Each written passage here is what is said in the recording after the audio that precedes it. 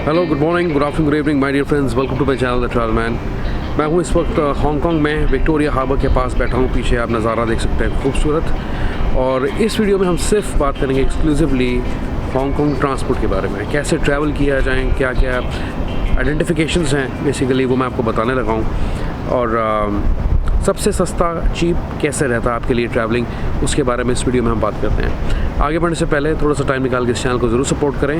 Hong Kong के बहुत सारे इंटरेस्टिंग व्लॉग्स मेरे चैनल के थ्रू आएंगे और ताइवान के भी आने वाले हैं, so stay tuned and also like this video. आज मेरे पास बोलने के लिए बहुत है, तो मैंने स्क्रिप्ट बना ली है अपने लिए ताकि कोई चीज़ रह ना जाए। तो सबसे पहले हम बात करेंगे MTR की, जो कि मेट्रो लाइन्स हैं यहाँ की।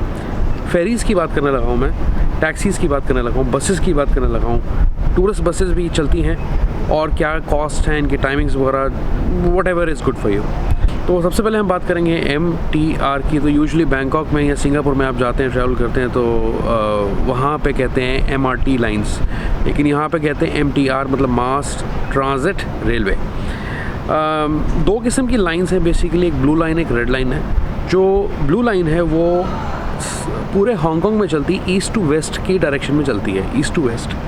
जो रेड लाइन है उसे कहते हैं शुआन वैन लाइन, मुझे पूरा प्रोनाउंस करना नहीं आ रहा, सॉरी फॉर दैट, लेकिन आप स्क्रीन पे देख लें। ये रेड लाइन है बेसिकली, और ये क्या है कि विक्टोरिया हार्बर को क्रॉस करते करते ये जाती है आपका हांगकांग से होते हुए कवलून एरिया तक, ठीक है। बीच में ये ब्लू लाइन से भी, जिसकी मैं पहले बात कर रहा था, उससे भी कनेक्ट करती है। और जैसे कि ब्लू लाइन से अगर कनेक्ट करती है तो शिमशा शुई और मॉन्गकॉक मार्केट्स, जो कि आपने वीडियोस में देखी हैं या देखेंगे आप, उनको भी लगती हैं। फिर इसके अलावा है एयरपोर्ट एक्सप्रेस लाइन, जिसकी आइडेंटिफिकेशन है ग्रीन कलर की, ठीक है।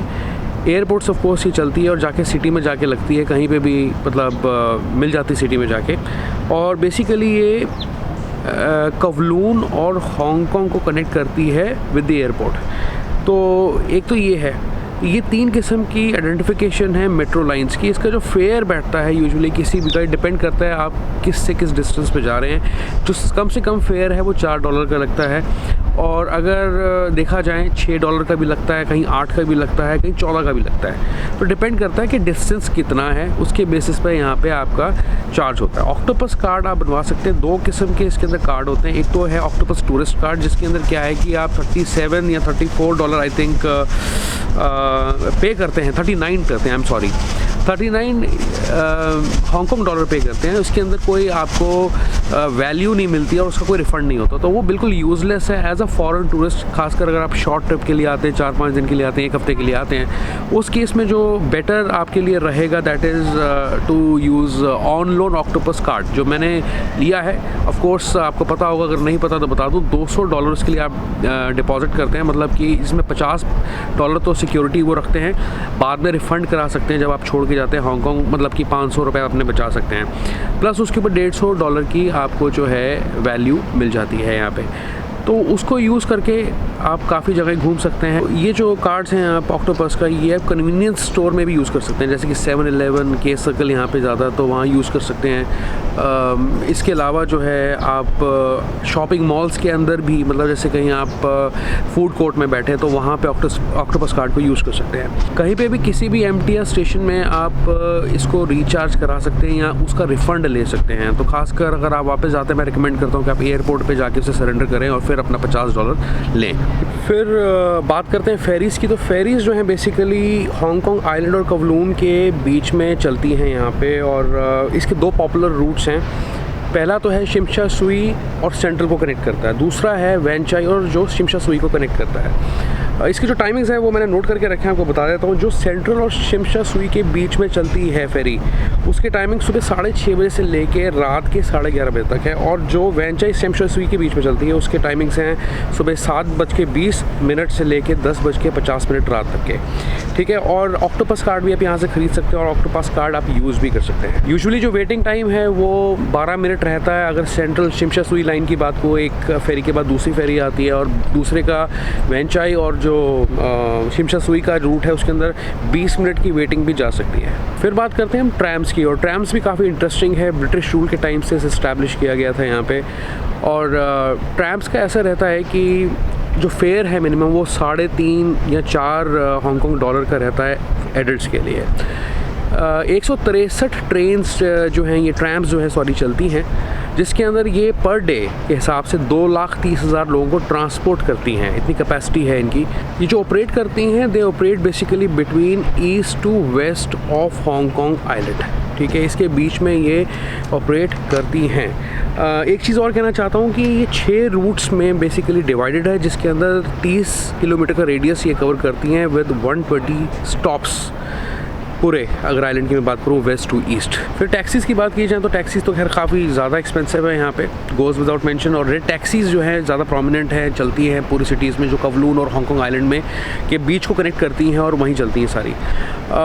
फिर आती हैं ग्रीन टैक्सीज़। अब ग्रीन टैक्सीज़ जो है वो कुछ स्पेसिफिक टेरिटरीज़ में जाती हैं, वो it is not for the tourist. अगर आप टूरिस्ट हैं तो आपको रेड टैक्सी यूज़ करनी, जिसकी सिल्वर रूफिंग होती है। फिर आती है ब्लू टैक्सीज़, जो कि लंताओ आइलैंड को जाती हैं। अब इसका जो कॉस्ट है वो 2,000 के आसपास बैठ सकता है अगर आप टैक्सी यूज़ करके वहाँ जाते हैं। अगर मैं प्राइसेस की बात करूँ, इसकी रेड टैक्सी की बात करूँ तो 24, मैंने यहाँ नोट करके रखा है, 24 हांगकांग डॉलर आपके लग सकते हैं, और एडिशनल $1.70 आपका लगता है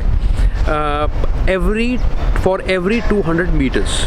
या अगर 1 मिनट की वेटिंग है तो उसका $1.70 आपका अलग से लगता है यहाँ पे। फिर इसके अलावा अगर मैं बात करूँ कि एयरपोर्ट से अगर आप कवलून जाते हैं, ठीक है, एयरपोर्ट टू कवलून की जो कॉस्ट है वो $40 के आसपास, US डॉलर्स के आसपास बैठती है, नॉट हांगकांग डॉलर, जो कि 3-3.5 हज़ार के आसपास आपका बन सकता है। तो ये एक्सपेंसिव ही है देखा जाए। और जो टैक्सीज़ की अवेलेबिलिटी हर 5 मिनट में, कोई ऐसी दिक्कत यहाँ पे नहीं आती। मैंने ग्रैब या बोल्ट वगैरह मैंने यहाँ पे नहीं देखी है। तो ये रेड टैक्सी इनकी जो पब्लिक ट्रांसपोर्ट के अंदर गिनी जाती है, रेड, ग्रीन और जो ब्लू टैक्सीज़ हैं जो कि लंताओ आइलैंड भी जाती है, ठीक है। जो रेड टैक्सी है वो लंताओ आइलैंड नहीं जाती है, ग्रीन लंताओ आइलैंड नहीं जाती है।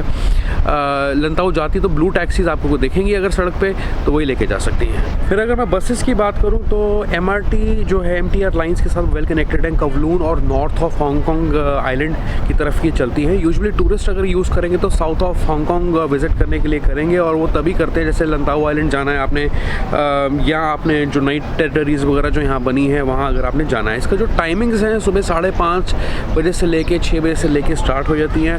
और जो इसके मेन स्टेशंस हैं, जो बस टर्मिनल्स हैं, वो सेंट्रल को लगता है जहाँ से मैं अभी आ रहा हूँ, एडमिरल्टी को लगता है जहाँ पे मैं अभी खड़ा हूँ विक्टोरिया हार्बर के पास। तो इसकी जो प्राइस है वो मैं आपको बता देता हूँ कि 4.5 हांगकांग डॉलर से लेके 47 हांगकांग डॉलर भी जा सकती है, डिपेंडिंग कि how far you are traveling. But definitely it is not the convenient और the most comfortable way of traveling within the city. It's better that you use MTR lines mostly, और ट्रैम्स को आप use करें थोड़ा सा better है। अब tourist buses के लिए मैंने यहाँ पे नोट करके रखा आपके लिए, एक तो हांगकांग आइलैंड पे चलती हैं जो चलती हैं, कवलून रूट पे चलती हैं, और ग्रीन रूट पे चलती हैं जो कि स्टैनली मार्केट और अबरदीन को भी कवर करती हैं। ये उन लोगों के लिए ज़्यादा सूटेबल है जो लोग ट्रांजिट के लिए हांगकांग में रुके हैं, 24 घंटे जिनके पास। और इसकी जो वैलिडिटी है 24 घंटे की रहती है, जिसमें आपको एक कॉम्प्लीमेंट्री फेरी, जो स्टार फेरी क्रूज़ है उसका भी टूर मिलता है, और अबरदीन मार्केट वगैरह या एरिया में भी आप जा सकते हैं। और कुछ पैकेजेस में जो है स्टार फेरी क्रूज़ भी इंक्लूडेड है और विक्टोरिया पीक भी इंक्लूडेड है। प्राइस की अगर मैं बात करूँ तो ये लगभग आपको 4,000 का पड़ेगा ट्रिप, अगर आप टूरिस्ट बसेस को यूज़ कर सकते हैं। और नाइट टूर्स अगर आप करना चाहते हैं वो आपको 3,000 के आसपास या 2832 रुपये के आसपास पड़ता है। और अगर आपके साथ छोटे बच्चे जो कि 5 साल से नीचे की उम्र के हैं तो उस केस के अंदर उनकी कोई यहाँ पे टिकट नहीं है। अब कंक्लूजन उन लोगों के लिए जो यहाँ पे एज अ टूरिस्ट आए हैं और यहाँ ट्रांजिट कर रहे हैं फॉर 24 आवर्स, अगर 24 घंटे का या उससे नीचे का टाइम है आपके पास, तो बेटर ये है कि आप जल्दी में अगर यूज़ कर सकते हैं तो MTR लाइन्स यूज़ कर सकते हैं। बसेस में आपको इतनी एडवाइस नहीं कर सकता, फेरीज़ वगैरह आप यूज़ कर सकते हैं या ट्रैम्स आप यूज़ कर सकते हैं। That's it guys in this video. I hope that you have find this video useful and informative, and if so, then please give this video a thumbs up, subscribe to my YouTube channel, The Travel Man, and I see you once again. Goodbye and take very good care of yourself. Bye bye.